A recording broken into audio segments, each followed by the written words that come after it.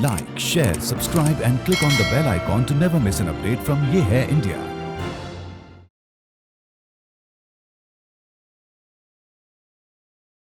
क्या आप जानते हैं स्पेस जगत की दिग्गज ऑर्गेनाइजेशन इसरो की कहानी केरला में एक छोटे से गांव के चर्च से शुरू होती है। कैसे बना इसरो और कैसे किया भारत ने पहला रॉकेट लॉन्च। ऐसे ही इंटरेस्टिंग फैक्ट्स जानने के लिए देखते रहिए एपिकपीडिया का ये वीडियो।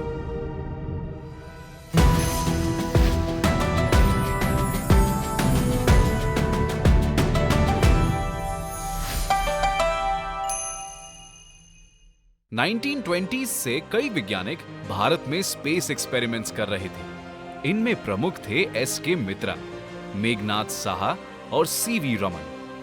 हालांकि पहली बार भारत में ऑर्गेनाइज स्पेस रिसर्च का नेतृत्व दो वैज्ञानिकों ने किया। डॉक्टर होमी भाभा, जो फादर ऑफ एटॉमिक एनर्जी के नाम से जाने जाते हैं, और डॉक्टर विक्रम साराभाई, जिन्होंने 1947 में फिजिकल रिसर्च लेबोरेटरी की अहमदाबाद, गुजरात में स्थापना की। साराभाई का सपना था भारत के लिए स्पेस टेक्नोलॉजी को डेवलप करना, जिससे वो उसका उपयोग देश हित में कर सके। और उनके सपने को इंस्पिरेशन मिली जब 1957 में रशिया ने स्पुतनिक 1 सैटेलाइट को लॉन्च किया। भारत जैसे एक उभरते देश के लिए महंगी स्पेस टेक्नोलॉजी डेवलप करना एक बड़ा चैलेंज था, लेकिन इस चैलेंज के बावजूद भारत को स्पेस एज का हिस्सा बनने के लिए डॉक्टर विक्रम साराभाई और डॉक्टर होमी भाभा ने प्राइम मिनिस्टर नेहरू से मिलकर उन्हें स्पेस में इन्वेस्ट करने के लिए कन्विंस किया। तब जाकर 1962 में डॉक्टर साराभाई की लीडरशिप में Indian national committee for space research यानी इनकोस्पार की स्थापना हुई। डॉक्टर साराभाई के एफर्ट से नासा ने भारत को अपना रॉकेट नाइकी अपाचे देने का एग्रीमेंट साइन किया। अब इनकोस्पार का ऑब्जेक्टिव था इस रॉकेट को सक्सेसफुली लॉन्च करना, पर इसके लिए उन्हें चाहिए था एक rocket launching station. Launching station की खोज में डॉक्टर साराभाई देश के अनेक लोकेशन स्काउट करते करते तिरुवनंतपुरम, केरला के एक छोटे से मछुआरों के गांव थुम्बा पहुंचे।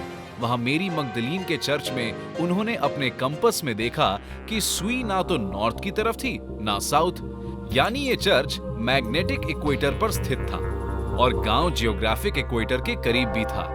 उन्हें पता था कि रॉकेट लॉन्चिंग स्टेशन जितना अर्थ के जियोमेट्रिक इक्वेटर के करीब होता है, रॉकेट को लॉन्च में प्लैनेटरी स्पिन से स्पीड बूस्ट मिलता है, यानी ये जगह लॉन्चिंग स्टेशन के लिए परफेक्ट थी।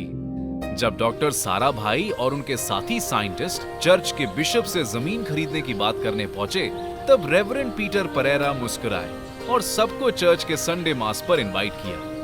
मास में बिशप ने गांव वालों के सामने डॉक्टर साराभाई का सवाल कुछ इस प्रकार रखा: माय चिल्ड्रन, आज हमारे बीच एक मशहूर साइंटिस्ट आए हैं जो स्पेस साइंस और रिसर्च के लिए हमारे चर्च और गांव हमसे मांग रहे हैं।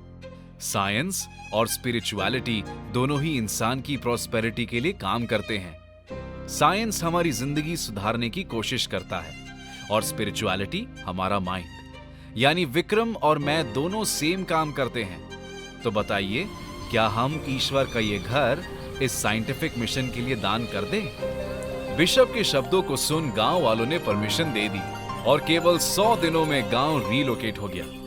उसी चर्च में रॉकेट डिजाइन और असेंबली सेंटर बना। बिशप के घर में बनी स्पेस इंजीनियरिंग वर्कशॉप और चर्च की गौशाला में खुली स्पेस लेबोरेटरी, और वो गांव बना Thumba equatorial rocket launching station. जब नासा के रॉकेट को लॉन्च प्लेटफॉर्म तक लाया गया तो सबने देखा एक अद्भुत दृश्य। हमारे साइंटिस्ट्स रॉकेट पार्ट्स को साइकिल पर चढ़ाकर ला रहे थे। सब ठीक चल रहा था कि अचानक रॉकेट को असेंबल कर लॉन्चर पर सेट करते हुए हाइड्रोलिक क्रेन लीक करने लगी। किसी तरह जब साइंटिस्ट्स रॉकेट को मैन्युअली पोजीशन में लाए तो उन्होंने देखा कि रिमोट लॉन्च सिस्टम भी मैल फंक्शन है। ये मैल फंक्शन ठीक करते करते शाम हो गई और आखिरकार लॉन्च का समय आ गया। पूरी दुनिया की नजर भारत पर टिकी थी। 21 नवंबर 1963 के ठीक शाम 6:25 पर लॉन्च काउंटडाउन शुरू हुआ। 5, 4, 3, 2, 1 सूरज की ढलती किरणों के तले भारत ने पहला रॉकेट सक्सेसफुली लॉन्च किया और अंतरिक्ष में रखा अपना पहला कदम।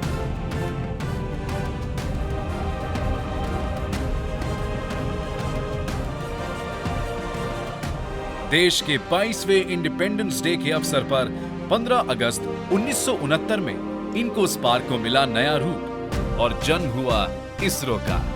इंडियन स्पेस रिसर्च ऑर्गेनाइजेशन एक ऐसी अनोखी ऑर्गेनाइजेशन जिसने चांद पर चंद्रयान भेज सबसे पहले पानी भी खोजा और मंगल पर मंगलयान भेज बनाया भारत को स्पेस जगत का सबसे शक्तिशाली खिलाड़ी।